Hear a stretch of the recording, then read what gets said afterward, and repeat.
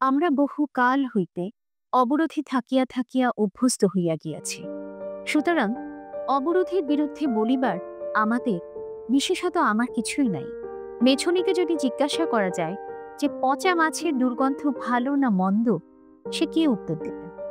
আজ থেকে প্রায় ১০০ বছর আগে বেগম রোকেয়া সাখাওয়াত হোসেন এই প্রশ্ন তুলেছিলেন তার অবরোধবাসিনী গ্রন্থে। আমরা এখনো যেন সেই অভ্যস্ততার ঘুরে রয়েছি, মেনে নিয়ে চলছি, প্রশ্ন তুলছি না। আজ বিশ্ব নারী দিবস। এই দিনটি নিয়ে অনেকে বলেন যে বছরের একটি দিন কেন নারীর জন্য থাকতে হবে। আমিও মাঝে মাঝে ভাবি, প্রতিটা দিন নারীর নয় কেন?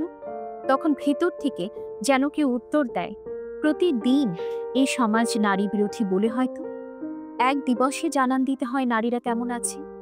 ১৯ শতকের শুরুর দিকে নারীর মানবিক মর্যাদা, অর্থনীতি, রাজনীতিতে সমতা ভিত্তিক অংশগ্রহণ, ভোটাধিকার, নারীর ক্ষমতায়ন ও উন্নয়ন নিয়ে যারা সংগ্রাম করেছেন, সেই সংগ্রামরত নারীদের সম্মানে চিহ্নিত হয়েছে এই দিনটি।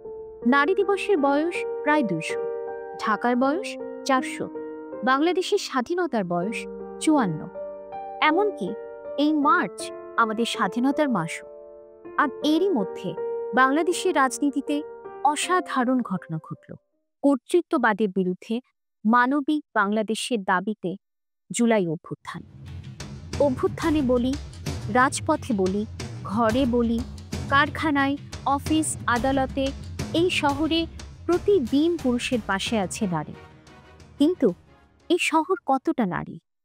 এই শহরের একজন অর্থনৈতিকভাবে স্বাবলম্বী ও সুবিধাপ্রাপ্ত নারী হিসেবেও আমাকে প্রশ্ন তুলতে হচ্ছে, ঢাকা শহর কতটা নারী? কতটা আমাদের বা এই শহর কতটা নারীকে বাঁচতে দেয়? ঢাকা থেকে বলছি আমি, নবনীতা ইসলাম।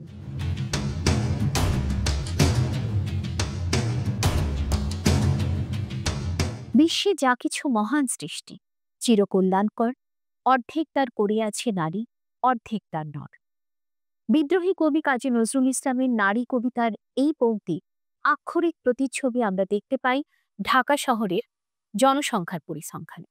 বাংলাদেশ ব্যুরো অব স্ট্যাটিস্টিক্সের ২০২২-এর পরিসংখ্যান অনুযায়ী ঢাকা শহরের মোট ৪,৪২,১৫,০০০ জনসংখ্যার মধ্যে ২,২৪,৫৯,০০০ পুরুষ এবং ২,১৭,২১,০০০ মহিলা। সম্প্রতি ডিএনসিসি আয়োজিত নগর আড্ডায় অধ্যাপক সলিমুল্লাহ খান বলেছেন, এ নগরের ভাষা যদি হয় নারী ও পুরুষ, তাহলে তারা এখন সমান সমান এবং শহরের পরিবেশেও সেই ভারসাম্য তৈরি করতে হবে। কিন্তু তৈরি হয়েছে কি সেই সমতা ভিত্তিক, নিরাপদ, সুস্থ সমাজ ও পরিবেশ এ শহরে?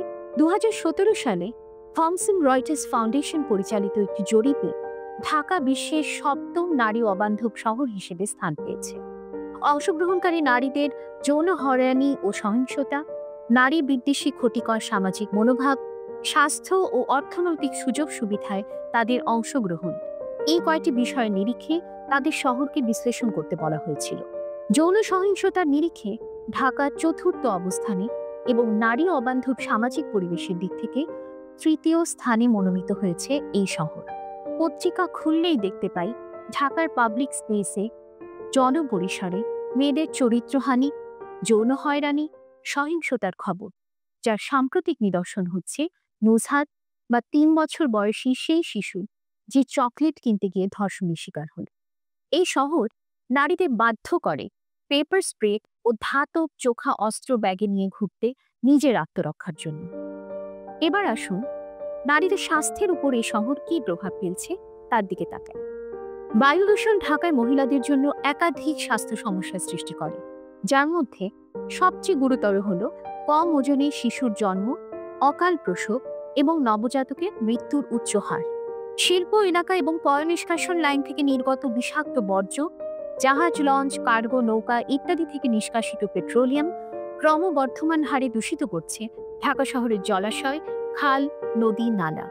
এই দূষকগুলি গ্যাস্ট্রোইন্টেস্টাইনাল অসুস্থতা, ক্যান্সার, কিডনি, স্নায়ু ও বিশেষ করে প্রজনন সংক্রান্ত রোগ বাড়াচ্ছে। জল দূষণের জন্য যারা সবচেয়ে বেশি ঝুঁকিপূর্ণ তাদের মধ্যে রয়েছে ছোট শিশু ও গর্ভবতী মহিলা। হিট আইল্যান্ড এফেক্ট ঢাকা শহরের আরেকটি ভয়ঙ্কর দিক। জনসংখ্যার ঘনত্ব, অপরিকল্পিত নগরায়ন এবং সবুজ স্থানের অভাবের কারণে ঢাকা একটি ভয়ঙ্কর হিট আইল্যান্ডে পরিণত হয়েছে। শহরের হটস্পটগুলোর তাপমাত্রা আশেপাশের এলাকা থেকে প্রায় 10 ডিগ্রি সেলসিয়াস বেশি।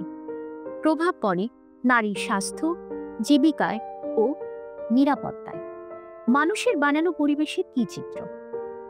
পাবলিক স্পেসের সবচেয়ে গুরুত্বপূর্ণ একটি প্রয়োজন হচ্ছে পাবলিক টয়লেট। ঢাকা শহরে প্রতি 2,15,000 মানুষের জন্য রয়েছে একটি টয়লেট এবং সেগুলো বেশিরভাগই ব্যবহার অনুপযুক্ত। নারীর জন্য এই পরিস্থিতি আরো ভয়ঙ্কর। পরিষ্কার পাবলিক টয়লেটের অভাবে বেশিরভাগ নারী পানি কম পান করেন, যেন টয়লেটের ব্যবহার কম করতে হয়। আক্রান্ত হন ইউরিন ইনফেকশন থেকে শুরু করে বিভিন্ন রকম রোগে। এই রোগ সারাতে সারাতে নারীদের উপর তৈরি হয় অতিরিক্ত অর্থনৈতিক চাপ। 2016 থেকে 2018-র মধ্যে আইসিডিডিআরবি ডায়াগনস্টিক সেন্টারে ইউরিন কালচারের জন্য উপস্থিত হওয়া 39,000 জন রোগীর মধ্যে 73% নারী। পুরুষরা তাদের প্রয়োজন মিটিয়ে নেয় শহরের খোলা জায়গায় বসে। এ শহরে খোলা জায়গায় প্রকাশ্যে সিগারেট খাওয়া অন্যায়, দৃষ্টিকটু।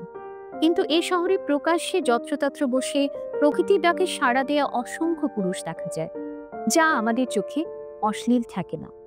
Beijing declaration and platform for action, যা কিনা বিশ্বের নারীর অধিকার প্রতিষ্ঠায় একটি অত্যন্ত গুরুত্বপূর্ণ চুক্তি, তার 30 বছর পূর্তি এবছর।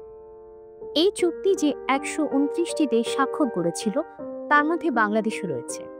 কিন্তু ওই চুক্তির অন্তর্গত বেশিরভাগ প্রতিশ্রুতি পূরণ হয়নি।